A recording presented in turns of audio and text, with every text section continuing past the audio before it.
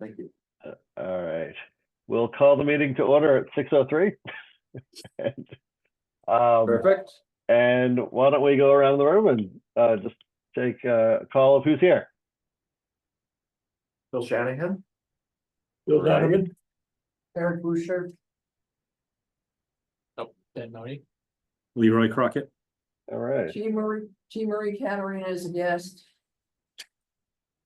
super. Well, great to have you all here. Thank you for coming out on this snowy evening. Can you just close that, Tom? We'll move on to the third item on the agenda, which is approval of the minutes. And whoever was clever enough to look at the previous videos to transcribe them, I think that's great. Would somebody make a motion to approve them? Motion to approve the minutes as presented. Great, thank you. Is there a second? All right. I wonder if it should be Bill and Brian because we were not here. Oh, that's true. I did look at them, but Oh, sure. So moved. Great. If people are comfortable with me seconding, I will second. Is there any discussion about the minutes? None. All right. All in favor of approving the minutes? Aye. Aye. Great. Anybody opposed? Great. They unanimously passed. On to item 4, discussion, and we'll start with the introduction of our new council liaison, Bill Donovan, pretty well. or Counselor Bill Donovan. Thank you for joining us. We're glad to have you here. Would you want to tell us a little bit about yourself and your goals as a liaison? And not taking anything away from Councilor Donovan, but we are uniquely positioned this year with another member of council, Corey Fellows, who has some unique expertise in the field. And depending on what subject matter comes up, that's a resource we could draw on should we wish, and certainly an advocate on council. And this is my 7th year on the town council, and I am a big supporter of the housing allowance. Look forward to contributing. Great. Bill, we're thrilled to have you back on and on in this capacity. So thanks for joining us. The next thing for us to talk about is our home ownership program.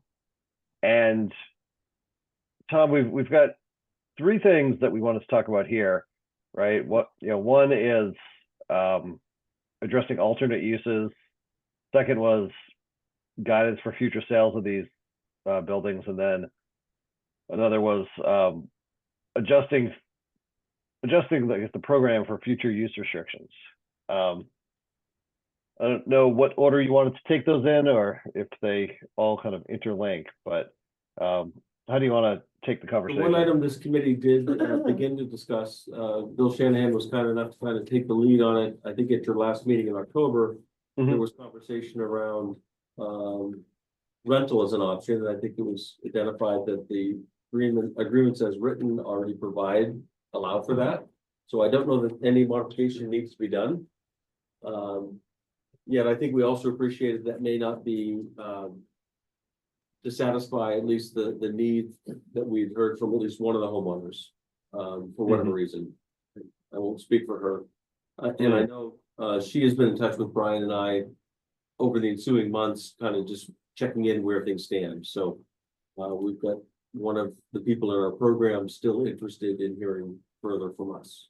Tom, do you know that we've sort of identified the existing language in the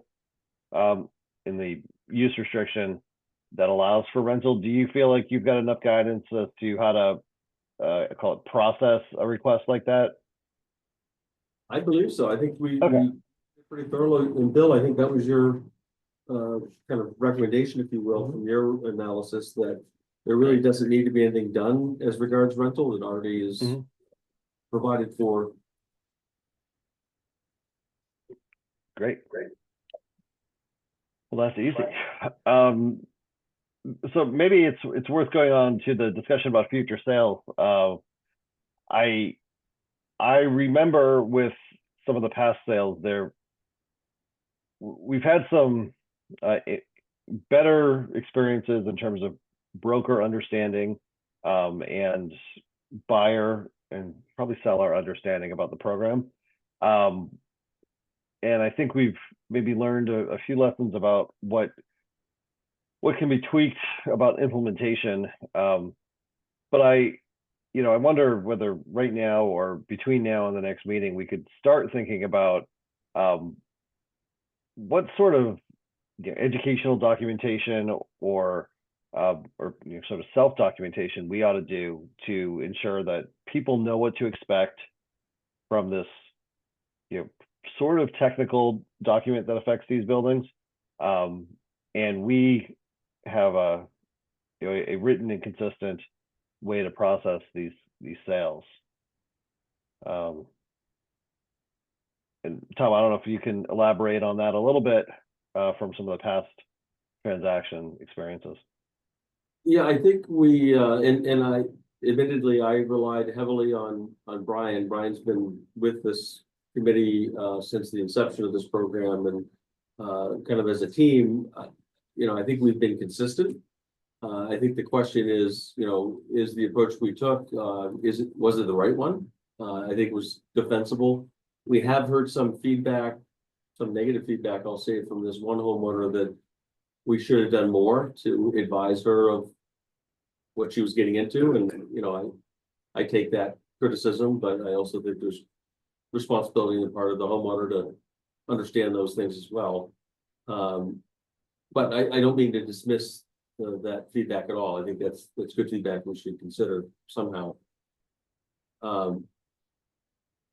So no, that's all I have to add at this point. Yeah, and, one of the things I think about there, and Tom, I agree, we've been really very consistent, consistently consistent. One of the things I do Consistently wrong, but we've been consistent. Yeah, consistently, exactly.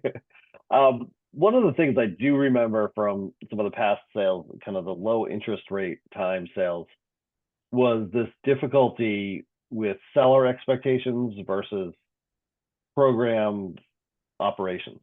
And I think we struggled a little bit with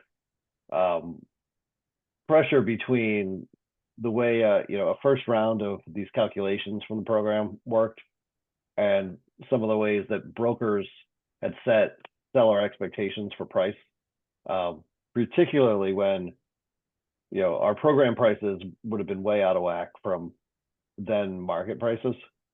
And so I'll be curious as we think about this more to tap Jean Marie, some of your broker experience and some of Michaela's broker experience on how we can communicate with selling brokers to sort of I don't know, modify or temper that expectation setting.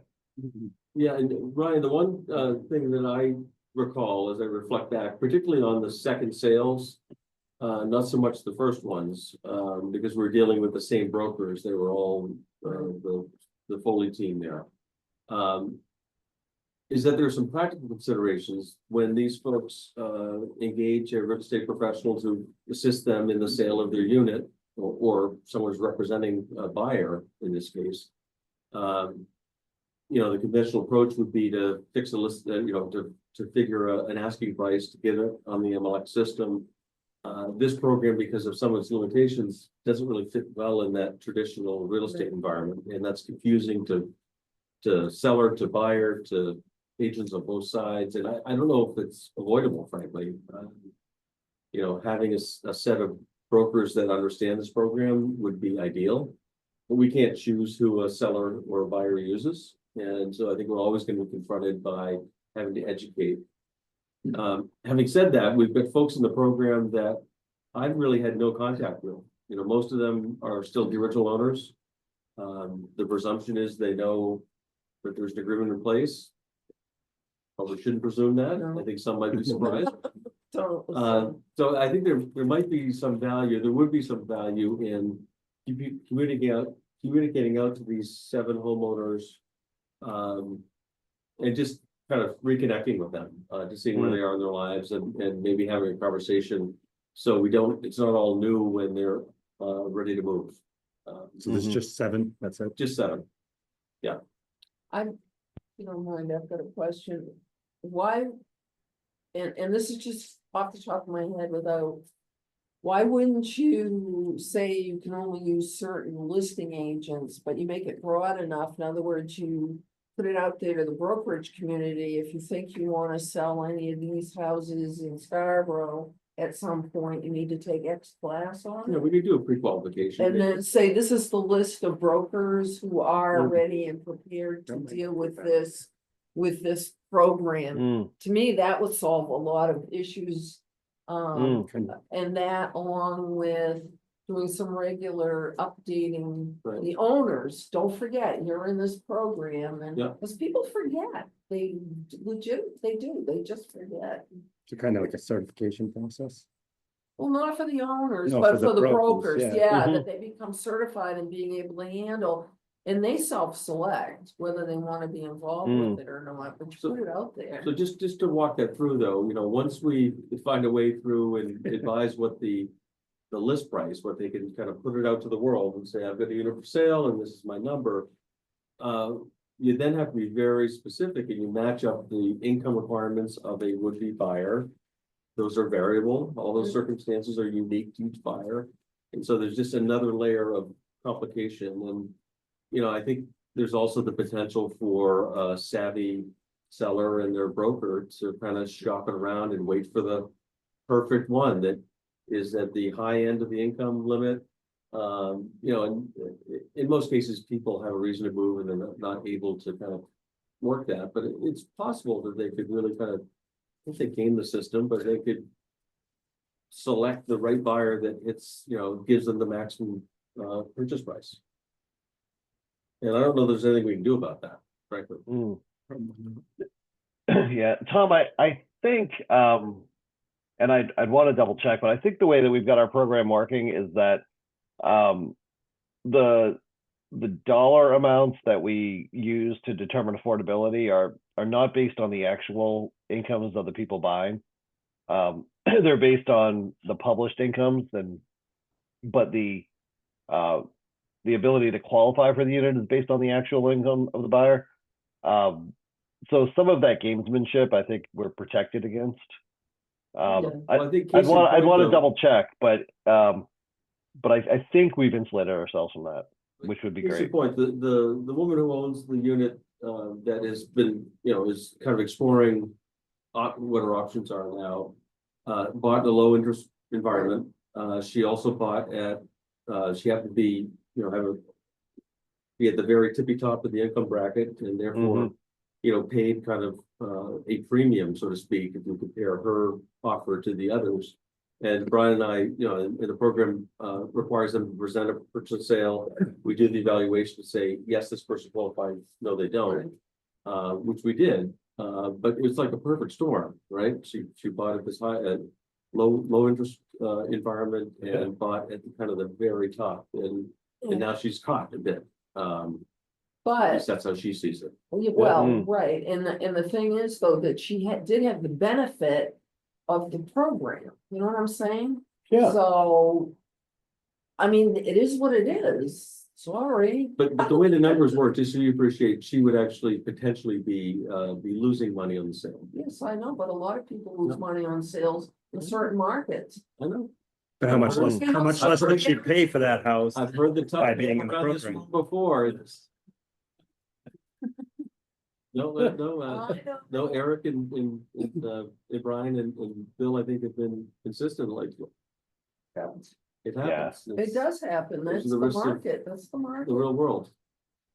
Now, income is basically base pay, right? Not base plus any commissions and stuff that qualifies them. Correct me if I'm wrong on that. It's your adjusted, it's off your federal income tax, so we try to simplify it in that respect. Okay. But it doesn't consider, other retirement, Okay, other sources of income. so it is off the total gross. Yeah, we income. need to come up with a fairly simplified way Right. of qualifying, as Right. opposed to looking at someone's full portfolio. Eric, do you guys do any home ownership projects with Avesta? Yes, No? yes, we have a couple. Oh, yes, You've Yeah. expressed some frustration with resales. Dave? Yeah. yeah, In fact, we just had one, the Adams School condos on the east end. Oh, We just had one person, when you talk about, even if you communicate with them, they went to the home buyer ed class. They want to sell it. It gives us 30 days to, they called us one day and said, we're listing it tomorrow at this price. And we're like, hold on. You can't, right. You can't. So Right. it is what it is. It's bumpy, it's ugly. Well, You may have seen the front page of the newspaper a couple weeks ago. We're also doing one in gray called Collier Brook. We bought a unit, we're rehabbing it, and it's a capped 65% AMI. And we're trying to do that more. Yep. With abandoned units, and we're trying to figure out. Collier Brook is set in stone, and it's an ugly formula. It's worse than any that we've talked about here, Mm. because it was done in the 80s. But as we move forward, we're trying to figure out the best way to do this. Mm. So everyone's still learning, it feels like. So the Yeah. answer is, it's clunky, it's ugly, it's uncomfortable. but you do Live with need, it. but Get you do, used to it. but you do, the key to it though, in many respects, the agents selling the house need to know what they're doing. And I don't know how you do it, like Avesta may have a requirement, maybe say, hey, you wanna sell our units, you have to come through our certification, this, Well, I don't see any state we're gonna law start- against that. Adams School, they use their own brokers. We actually got to the point where a title attorney the day before closing found the deed restriction. Oh, You Jesus. can imagine that one was. oh, wow. But as we go God. forward with Collier Brook and other, we're calling it a path forward. We're gonna do our own broker. We're gonna be our own. We have 2 people on staff. Oh, who can, yeah, I was gonna say, you've gotta do something because just in the normal real estate world, there are issues, I'll just put it that way, Yeah. leave it there. Yeah, we're gonna create our own market. We're gonna Yeah. have our own Yeah. brokers, Okay, and we're gonna. oh, good, We're gonna make it pretty obvious to buying brokers that you're not gonna, there's you gonna be can't no just waltz commission. in. Nope, You're not well, gonna get a lot of people wanting to buy. well, We will, we'll have a Really? new line. Wow. well, with the new federal rules around commissions, but that's another topic. All right. Um, So you have a that's, stipulation. We're still working. yeah, Similar the to third, what Jean Marie is saying. kind of. the third question about all this is, to the extent that there's some opportunity for tweaking, and lessons learned, one, ought we make sort of a version 2 of the use restriction to use on, new houses that get built as part of the program, if and when that happens. And then 2, should we make some attempts to work with these 7 homeowners now to try to get these fixes or these tweaks into the 7 use restrictions that exist. It's not another, Yeah. I didn't know if you knew that window was opened. Yeah. This is, in large part selfish of me, but I'm not gonna be here forever. Not that I have done this very well, but I can only imagine my successor will get a phone call and frankly know nothing about the history. And so we don't have a housing authority, we'll likely never have one. I've often wondered, is there a way we can, hire a third party to assist to kind of provide the administration to this? You study. Yeah. Well, it could be an individual. It's not like there's a lot of work. Well, I'm in Avesta. Yeah, no. it would be- Avesta, or I wonder if even South Portland Housing, would be in a position to.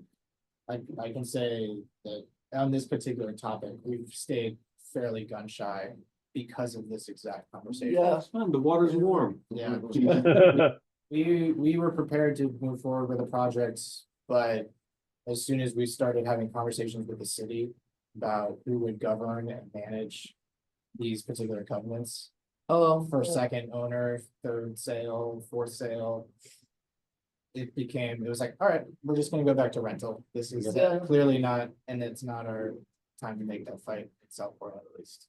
You saw what we're dealing with now. We saw this even at the zoning phase and we were like, because we had income restrictions in our zoning ordinance. Just Which- a bit of a spoiler alert, the council does have a goal that's still being kind of fine tuned around housing strategy, to actually developing one once and for all, so. This sort of experience and knowledge gained from the experience, I would hope we're mindful of as we think about charting the future. Maybe it is to do our best to stay in the rental world or let the Yeah. professionals handle the stuff as opposed to doing more of this and creating further challenges.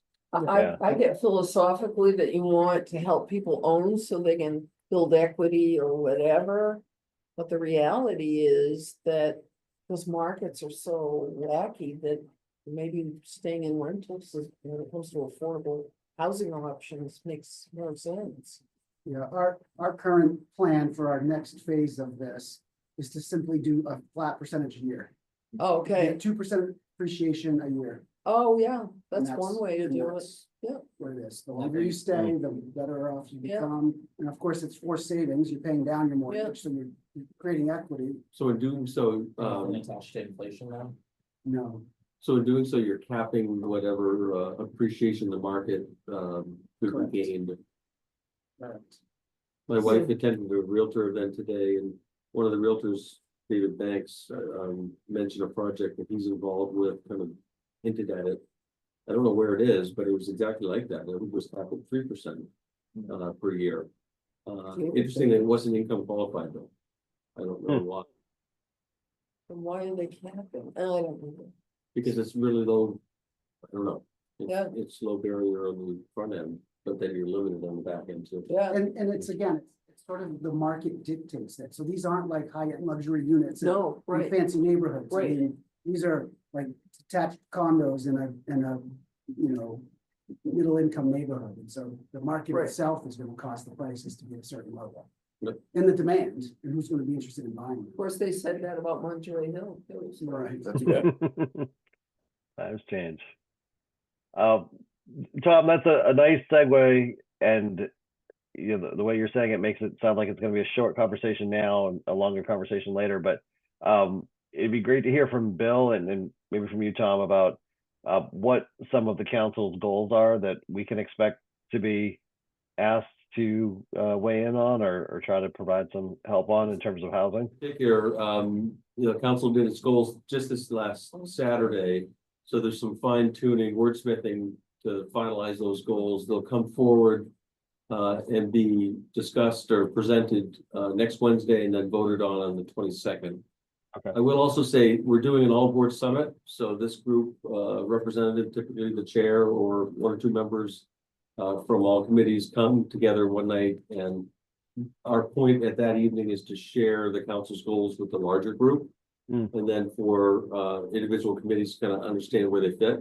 I think you'll find there's a goal that's specifically in your wheelhouse and directed, in fact, you're called out as one of the contributing entities.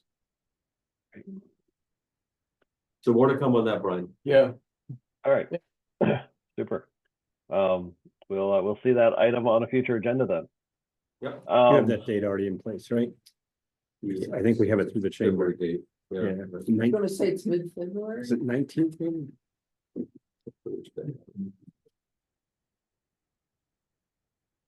Just so you guys can know what it is. yeah, Oh, God. be in the calendar.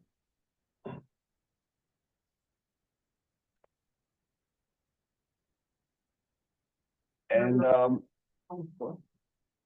yeah, while we're looking for that, I guess we can go on to our next item with our special guest. Let's talk about the Marshview Terrace project.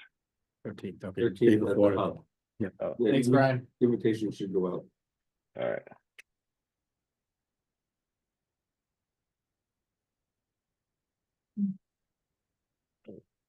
Yes, so to tee this up, council's held an initial, Ben, I think it was a formal initial meeting as regards a contract zone request. And the project was given kind of the green light, so to speak. So what that means is they then start spending some real money and work with their design consultants, submit to the planning board, and ultimately obtain preliminary site plan approval. In which case it circles back to council for final consideration of contract zone. the rationale for that is that, through the planning board process, all the important and pertinent, planning related, development related, details are understood, presumably worked through. Neighbors and butters are engaged, so on and so forth. This one, there's a couple of other factors that kind of ride along, in parallel. One is, this one's kind of a conceptual indication that there's a CEA expectation, request here. We don't know the particulars, we've not sat down and talked about that. And then, there's certainly been inquiries about our grant program and whether this project, would be eligible for that. So there's kind of three pieces, two of which I think involve this group, directly, being the CEA and the grant. That's right. Thanks, Tom. Right? Yep, so I'll introduce myself again. I'm Ben Money. I'm a development officer at South Portland Housing Authority. So what we're here to talk about, or what I'm here to talk about is 578 US Route 1, which is currently the Marshview Flea Market, used to be the restaurant.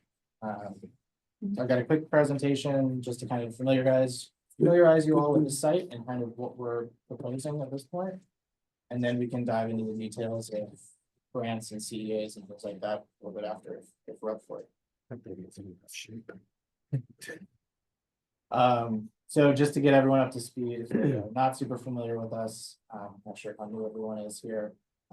South Portland Housing Authority and South Portland Housing Development Corporation. We are the 501c3 nonprofit developer of the Housing Authority. Collectively, we're at over 52 properties, 795 apartments with another 95 under construction.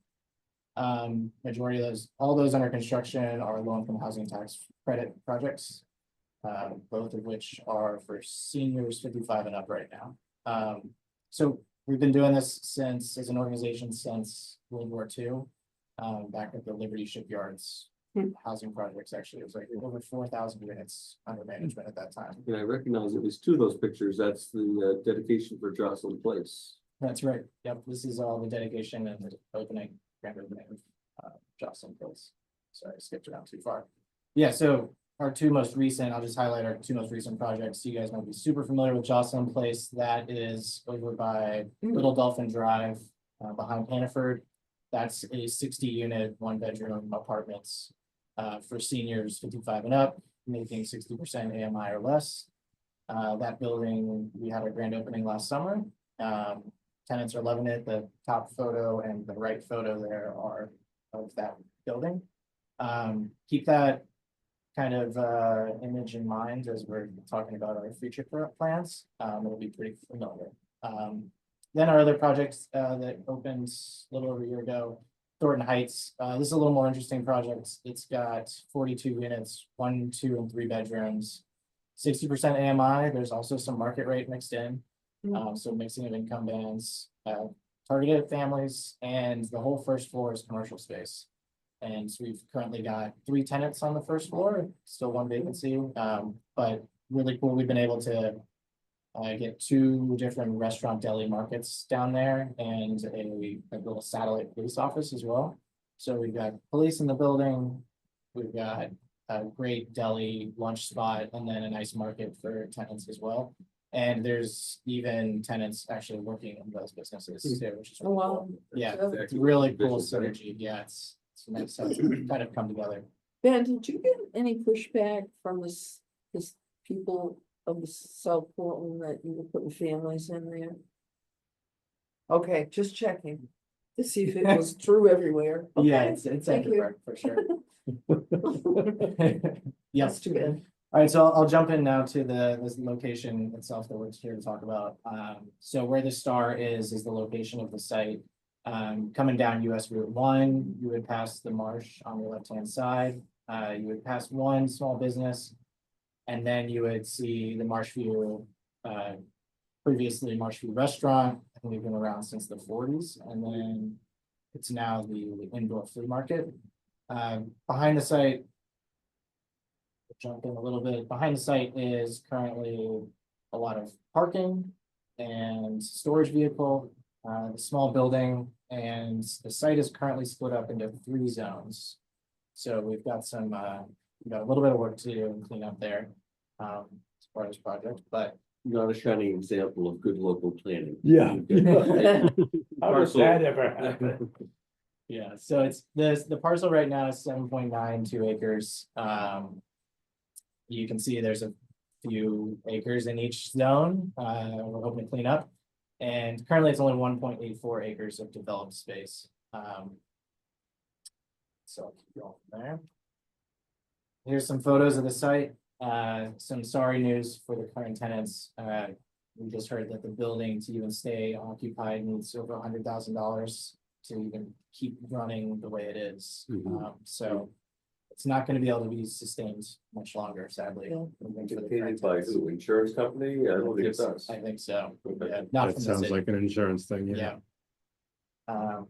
Yeah, so here's a look at the current site. Then we'll jump into the proposed site. I'll zoom into each one of these two projects that we're proposing. Here's the overall view.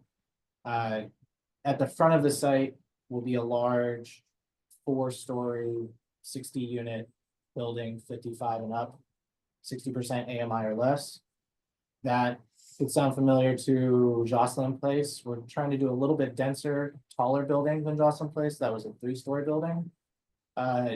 Constraints here, we're trying to preserve as much of the green space in the back of the site as possible, so going taller allows us to save a lot of square footage. Then the rear of the site, we are hoping to do 3 townhouse style, 3-story buildings for workforce housing. Yeah. And Jean Marie's baby. yes, so this would be hopefully the first deed restricted workforce housing projects in Scarborough. For the project's 114 parking spaces, give or take, we're still working through that. 96 units of housing on the site. So zooming in a little bit. The 60 unit, as you guys are all probably pretty familiar with, low income housing tax credits. The project has actually, we have not secured the tax credits, but we have actually secured Federal Home Loan Bank of Boston funds. So the building's been given 800,000 or 850,000 in grants, and then another 1.2 million in subsidized loans. Right, so usually once you see that coming, we're pretty confident in the project moving forward from the LIHTC standpoint. This one we're trying to do as a passive house building, similar to Johnson Place again, so very efficient, very comfortable living conditions. Yeah, so those are kind of some of the highlights. What is future proofing of the site? Layout? Yeah. Yes, so I can go into a little bit of detail. You'll notice that we've kind of put the building on one end of the site and parking on the other. We have talked in great deal with the owner of the neighboring site to the south. That intersection on Payne Road is connected to the site next door. We had really hoped to gain access through that site or potentially acquire that site as well. The owner has indicated no, but Oh, we like to think of this as a site that can grow, maybe not now, maybe not in 10 years, but maybe in 20 years. And so to do that, we've left a large swath of green space and parking that could hopefully someday turn into a second building when parking's not needed as much. And potentially we acquire someone, similar interests acquires that site next door. This is, the next door building has, I think, there's 2 tenants. One is a tattoo shop and the other is a cell phone repair. I fixed my cell phone. Yep. Is that down, Mhm. because I think they own the houses down back too. They own and live in the house behind it. Yeah. Yep. Oh, the owner? Yeah. Yeah. Buildings. Yes, yeah, Yeah. yeah. Yep, so we went through a lot of scenarios with them. We spent several months, many $1,000s in design. Trying to meet all of their needs, and we had done that, but at the end of the day, they were not in a position to sell. So, and they indicated they wouldn't be for some time. So that's the future proofing. It's a long and short of it. But Ben, can I'm sorry. I see anything federal money right now, and after yesterday, I freak out. yeah, Just a little fair bit. enough. Yeah, Jean Marie, public comment is a little later in the presentation. Sorry, I know I forget my role. I forget my role. Wow. Just kidding. Coming down hard. No, I'm not coming down hard, it's No, he said just, he doesn't, you. oh, I know. Stop picking on me. Yeah, I'll yeah. quit. Don't take my name off. Have you thought about going to the other side? I know Tracy was looking to sell some of that parcel. over there, So too. we have, right next door, that road to the north of us is MDOT. Oh, And that's they are interesting. not interested in any way. That's not on. That, not on the that's table. what would have to get you to the other property where Med Yeah. is. Yeah, so I they have. a forgot about main- that road in They there, have yeah. a main access drive for them, for a lot of emergency equipment storage. So just to the experts in the room that deal with LIHTC, to Jeremy's question, it's a good one. Yeah, I can answer it. Yeah, I Yeah. assume Okay. there are firewalls in place. No, I Oh, signed, right. I signed a closing yesterday morning at 10 o'clock oh, for CV Street in Westbrook. oh, And at 4 p.m. Maine Housing called us and said they couldn't fund it because of Right. that, because of that order. it was all frozen. And this afternoon, they rescinded the order, It's all been rescinded. the money flowed. Well, the other thing I'm Really? recalling It did turn right with around. Avesta Health Southgate under the prior Trump administration, with the changes to the corporate tax code. The it value- changed the value of the credits, right? Yes, Which made some deals underwater. Yeah, we would adjust the pricing down. quite a bit. But And then those tax cuts are due to expire end of this year, 25, right? Well, They could potentially be renewed in advance Yeah, if but they they're talking expire. about. Right, but presumably there'll be a substantive tax policy discussion in Washington. well, this is this part of year. what the whole game is right now, actually. Yes, this freeze, we Hmm. believe, was precursor to Yes, what we're gonna expect to see in the next budget round. but that being said, this is a great project and I wanna see you move forward with it. But I just am like, But what? Jean Marie, the issue Yeah. is that most all sources of low income housing funding is Yeah. from the IRS through the tax credit program these days. Yeah. Okay, So okay, nobody's gonna be doing this if the federal government says no. This is the only comment. all right, cool, that's what I I wanted. wouldn't worry about the equity piece, as much as I would the subsidy pieces that Yep. go along with these deals. The equity market was market driven and, you know, pretty okay. Yeah, it's the soft subsidies, the stuff Yeah. that main housing. Well, right, Yep. The home bank piece is probably gonna be okay. DECD funding, Yeah. I Any had checks for these CDBG. yesterday. Yeah, we had brownfields grants. Exactly. Too, yeah. oh, I okay, had shovels in the ground, invoices coming in. We pulled the construction company offsite. oh, We actually finished the project and they were just like waiting for the last check. Rental subsidies, Mm. more at risk. No, that HUD actually came out soon, Yeah. and said, no, rental subsidy's gonna This slow. This time, yes. Hang on. anyway, Yes, it's been a fun 24 hours, I assure you. And just to get, Hey, Ben, is this all or nothing, or is it possible that the senior building could get done or not get done and the workforce could get done or vice versa? that kind of tails into like the next topic I think we'd have eventually, but. The projects are set up to be totally separate. Oh, okay. There's, because of the LIHTC funding that would be used for the upfront building. The rear workforce housing, there is no current conduit to help assist those buildings. Mhm. There's a HUD loan program that lets you borrow a little bit more, but will basically be the gap filler on that. And then looking for soft costs, soft. Is South Portland a moving to work agency? So they're Is South Portland Housing Authority a moving to work agency? moving to work. Moving to work. I'm not Yeah. familiar with that term. Look it up. Yeah. It's a designation that a lot of housing authorities have, and it just gives people a whole lot more flexibility to use resources. That was my question, and much more flexibility well- around. So as far as resources go, we have the Housing Development Corp, so that gives us a ton of freedom. Right, okay, but this is even a crank above, Okay. where, it's getting out of the public housing agency mold. Um, interesting. Do you have a slide like this for the workforce housing? I do, that's my next slide. yeah. We can jump to Because I have that. questions, I just want to see if they were Yeah. answered before I ask. Yeah, yeah. So for the workforce, 3 buildings, 3 stories tall, blend of 1, 2, and 3 bedrooms. We're looking at 15 1-bedroom, 15 2-bedroom, 6 3-bedroom. Scattered between the 3 buildings. Okay, Right now, we're looking at anything from 60% AMI, which is that low income threshold, to most likely 100% AMI. even if workforce is kind of a fluid term depending on municipality and lending.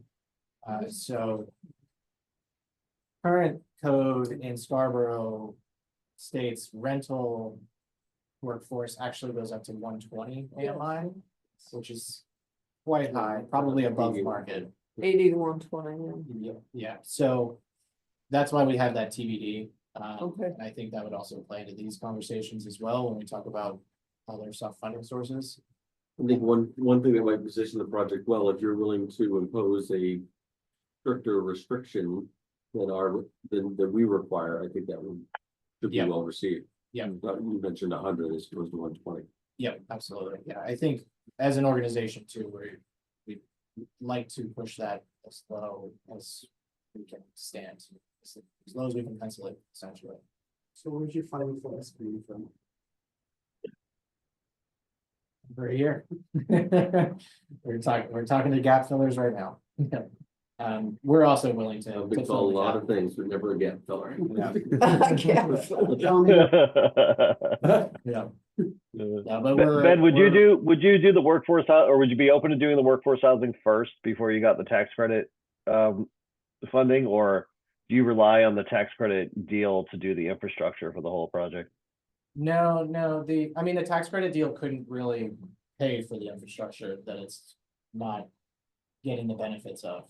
Like you could try to get some in there, but to answer your question, no, yes, we could. And Okay, if things stalled to that point, we would definitely continue to try to do that. okay, great. You prefer having the same contract to do both, right? The goal Economies of scale. would absolutely be to get them both together. And again, this building getting, the senior building getting the AHP funding award already. And the way it scores right now, when we talk Yeah. about the TIF that we'd be looking to get, Mhm. we'd be fairly confident. No. Yeah. How many points? Well, I don't want to get that. But yeah, so these are the basics of it. We'd be actually looking at partnering with like KBS, doing a modular design for these buildings. So they also, Great. as soon as we're ready to fire on this project, we could build these really quickly. Oh, good. So we wouldn't be looking at a 2-year construction, we'd be looking at a 8-month. Is this a 2025 application, you think, for the light? The light tech we'd be applying in 25, yeah. not for the workforce. Not, well, the workforce would not be a light tech. Right. The workforce, if we That's had the all money, back. we could technically do it tomorrow. We have this. So, It's true for a lot of things. Yeah, just brainstorming, what are would be the sources for building the workforce? I mean, you had some thought to it, right? yeah. We've looked at Efficiency Maine, would be a great Okay. gap filler for Yeah. us. Just by creating really efficient buildings with heat pumps, that's a great filler. Then we're exploring other things too, but it seems quite possible. Is it conventional loans? Yeah, not a Yeah, conventional. that's, So- It'd be HUD backed. Yeah, it'd be a HUD backed conventional. Oh, loan. So it'd okay. be a 221D loan. Yeah. And again, with those, they have certain thresholds that if we keep our incomes really low, then we could get even more favorable. We could borrow even more. And Right. the gap gets smaller. And they're 40-year loans too, so. my concern personally is, I know you guys have heard it before, is that missing middle. You know, if you push it down too low, not that there isn't missing housing there, but still a whole group of people who need housing. Yeah, So- absolutely. So just to jump into that detail, I have those Oh, good, okay, those thank income you. bands and those rent Okay. levels to present here as well, Okay, to kind of help talk through that essentially. So I'm not taking very good notes here from my minutes, is that a presentation you can share with me? Yeah. So just to kind of put a bow on the projects, it is one site, but it would be finance structure treated as 2 different projects.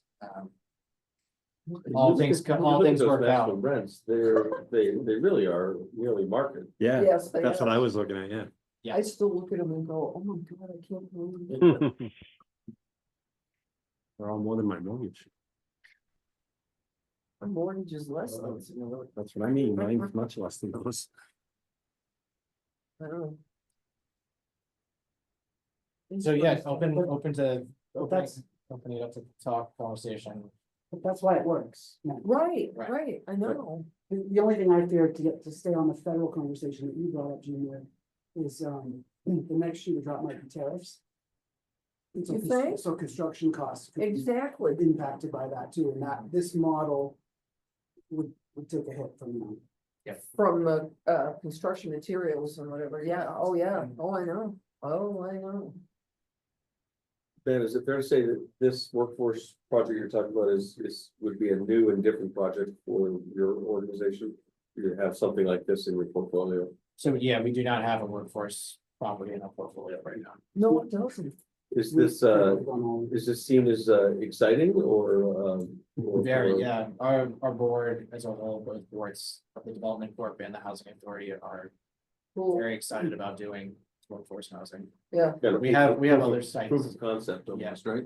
We're potentially doing a for sale one in Westbrook this year as well. oh, nice. And it's going to be small units, micro units, so that's gonna drive the price into units for the. We actually don't think we need to restrict it because we believe the size of the units is gonna be the price. Yeah, the committee probably won't be surprised to hear it, but it's worth just mentioning, Ben and his team have been really good about coming to us early and often. Yep. He's had a lot of conversations with myself and the planning staff. In which we really encourage them to talk to us about it. We'd love to get access to the signalized intersection. But we also had an ongoing discussion of additional environmental standards that would be applicable to this and then other projects, so. There was great sensitivity on this site. The back of the site is very wet, and so. One of the pieces we've talked about is, why don't you go a 4th-story, go get your units in density in a smaller footprint and save the back of the land. So they've been very receptive to staff input, and I think it shows in the concept plan they have here. Would they be up against, height restrictions stuff, cause I know there's a group, and of course, there's a group of Scarborough as opposed to everything, but That would be. the height, if you're pushing up. That would be one of the areas of relief that they would need through the Okay. contract zone process. Sure. The other one that I think of for Scarborough these days is all those 2 and 3 bedrooms are gonna create, children in the school system. Yeah. And so I know that Scarborough's sensitive to that too. I don't, is there a sense of how that will go over? Yeah, It's like that's watch gonna the be bus interesting. unload it. You know, another thing that is in development, it'll be in front of council next week to start with, is we're coming up with a new CA policy that's specific to affordable housing projects. We used to have one that was predominantly geared toward traditional economic development CEAs. Yeah. In which case we get caught up in the rat race of cost to serve analysis, understanding what is the project, what's the likely impact or demand for services, which is a really important analysis for many projects. It just doesn't fit well with affordable. So this kind of has a leg on either side of the fence in some respects, that the workforce piece, I think, probably is something that we would like to better understand the cost to serve, particularly with the 2 and 3 bedroom units. Yep. So there will be new policy that I think you're aware of, and this project would be subject to that. I don't know, I just think it's great. Yeah. I need it so much. I just know so many people who travel an hour, and a half to work. In this area. It's Yeah, I think- insane. I think there may be some pushback. I haven't heard it, but a couple of counselors have heard, I think through the Scarborough One's Facebook. I was there's just some- gonna mention that they've already started. that would be they've the already age. Started on this. Said enough. Yeah, that's all you need to say. And I think it has to do with height and, Oh, it's everything.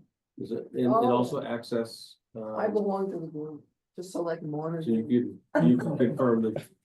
I don't know whether that materializes in active opposition, probably not, but We don't need any more people in Scarborough. I'm like. No more people. Why don't you leave then? I particularly can- those people. You need two CAs? Yeah. Because they're two Uh, separate I don't projects. care. Yes.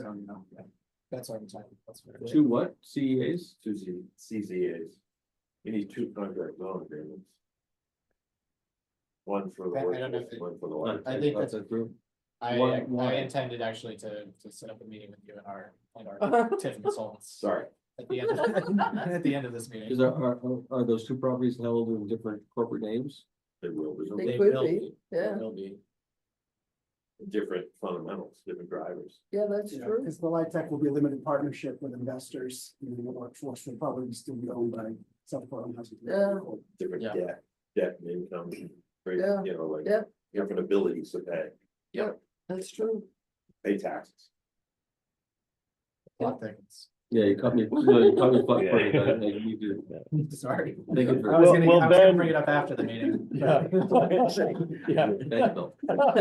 Everything was going good until. Yeah. What's his name shows up. No, no, You may be dismissed. no. Well, Ben, this looks like a great project and really appreciate you bringing it to us and sharing with Thank you, us yeah. tonight. Appreciate it. Brian, the other point, and there's been no formal request, but this committee has kind of a standing revolving open grant program. The funds in that program are predominantly, almost exclusively, payments in lieu that we've collected in years past. Almost exclusively through contract zone Yep. processes. And that's an open program. It's been a while since we looked at it. I don't know what the current balance is, but there certainly are funds in there. Just to refresh your memory, it's an open process. Anyone can apply at any time. There's a cap of $200,000 award to any one project. And I think one of the discussion points that I'd love this group to have is whether this would be eligible to have for two grants because of the two projects as opposed to one overall. Sounds like it would. Yeah, I don't know, my original thought was no, it gets one, but It's two. yeah. I mean, if it's, two partnerships, two sort of different populations. I don't know. Seems like it's walking like a duck and quacking like a duck. Yeah. I don't know. What do you guys think? Brian, it just occurred to me, we should look at the program guidelines, because at the time that was written close to 10 years ago now, workforce, I don't think was even a conversation, so I Oh, want to make interesting. sure that Yeah. there's a threshold, that it qualifies based on the definitions Yeah. in the program. Make sure they both qualify. Did we use AMI or did we use specifically I don't- Light Tech believe- or affordable? I believe it was 80%. Ben's the only one that's read it in the last It's 10 years. 80 to probably. 120. He's Yeah. done No, his no, homework. no. Oh, In the sorry. grant. The grant. Okay, the grant. Yeah, Yeah, sorry, luck. grant. Yep, But I Yep. believe it's only 50% of the project. needs to be changed. Needs to be 80%. I could have been reading a different application. Because that was different the funding original threshold. affordable of low income. I think it's not in the papers that run either. so. Yeah. That was a while ago. So Ben, where do we go from here? I know you're working through the planning board process. But we'd be happy to start putting together applications for two separate projects now. I think refreshing on whether it's 80% AMI or less or 50% of the project, or what exactly that detail is, and then figuring out how that would look for you guys to meet that threshold, or whether it's meet or exceed. You also have to see what the project could afford.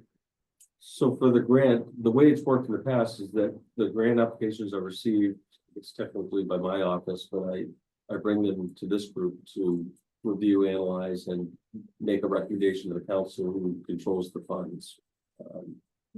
I think because there's, three public pieces here, that the council will have to consider that they all are interrelated, the contract zone, the CEA or CEAs, and the grant or grants. Just for transparency, we gotta line them up, just so there's no one thinks that, oh, you didn't tell us about this other thing. Yeah, right. I think just being fully upfront. So our CEA process, if I am honest, if I look at the kind of the hoops that we've set up for you to jump through, it's probably a 6-month process. to kind of go through, and this committee is, part of that evaluation and the new policy in terms of providing advice to council. So that process starts with an application. And so that's something I'll talk to you about, when to initiate that, but I'd like to have these things run on parallel paths such that they all kind of land together back in front of council. I think not just politically, but I think it makes sense to leverage one against the other. Not leverage it, it's an up or down vote on this package as opposed to individual pieces, Yeah. one of which could be enough to implode the project, right? Would you do a phase? Would you do the LIHTC phase, or could you do the workforce phase? Yes.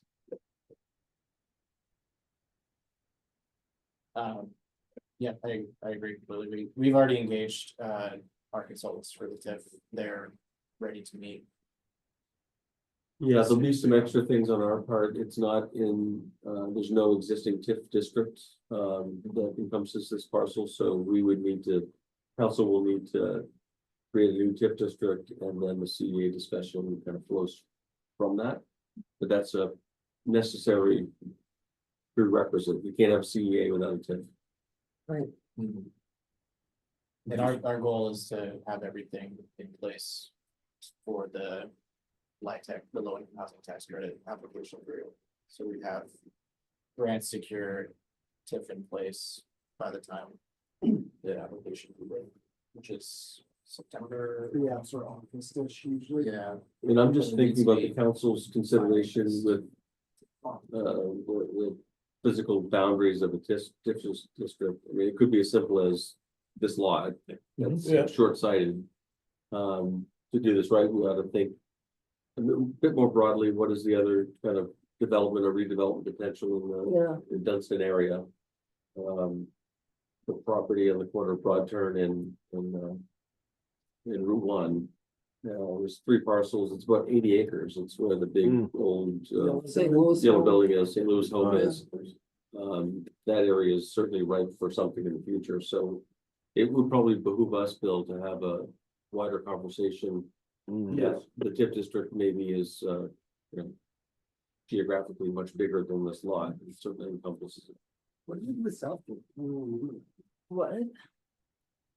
Sounds I think it was a single lot, TIF. Maybe that's the other thing, is just to extend that across the street and Yeah. you grab this and don't complicate it. We've got zoning, with 3 different zones.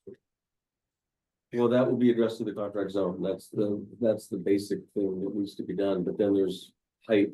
Right, We're also encouraging them to preserve the wetland in the back.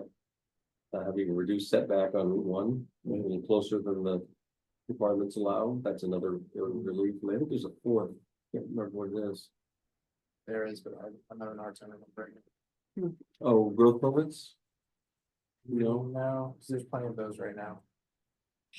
right now. Right now, unless you guys get something. That's the other thing, I think one of the meaningful piece of feedback from the council was, to the extent you can, don't ask to be exempt from the ready growth ordinance. Work through the program, draw from the pools that exist. So I think that's a really important feature. there. Imagine doing this in a town that's not receptive at all, fighting it the whole way. No, I see. I actually can imagine it. Yeah, I was gonna say. And But it's just like, it's like, you know, to hear you and the energy around trying to get this done, and, you know, and the professionalism that you're approaching with is positive, right? right, And it shouldn't get knocked down every turn. oh, God, yeah, Yeah, there are towns we won't go to anymore for No. that reason. No, it's not worth it, your time and energy. you wouldn't do a contract zone. You wouldn't go to a town that wasn't open. It said contract zone, I'm done. So it's kind of nice. I'm just It is. thinking It about the is, no, problem. you're Well, right. And I'm I'm thinking about probably the a town. little Pollyannish, you know, Appreciate it too. there's gonna be heavy lift here. There'll be any number of challenges. Right, but. But the idea we've done is it that before, we're fairly well healed with kind of all the process and Yeah, I know. more importantly, all the rationale. And Tom, is there growth ordinance, are there growth permits available? Is there capacity to build number units with all that's going on? They could go as soon, Someone not as could soon as bid next week, but tomorrow, So yeah, I mean, that's an annual thing. Yeah, all right. Brian, it's my understanding that, we're pretty comfortable right now in this, I believe we get them reserved at application, Yes, which will be in 2 months. Yeah, so planning board will kind of allocate at the application. Great. Oh, that's great. Good. Good stuff. So you'll see parts of this coming back to you, maybe sooner than later, Yeah. but I'll work with Ben and his team regarding the grant,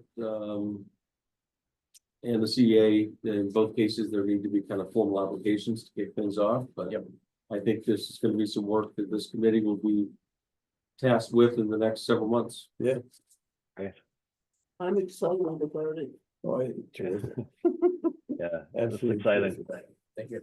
And good work. Thanks for the project. Tom, do we have any fans watching us tonight?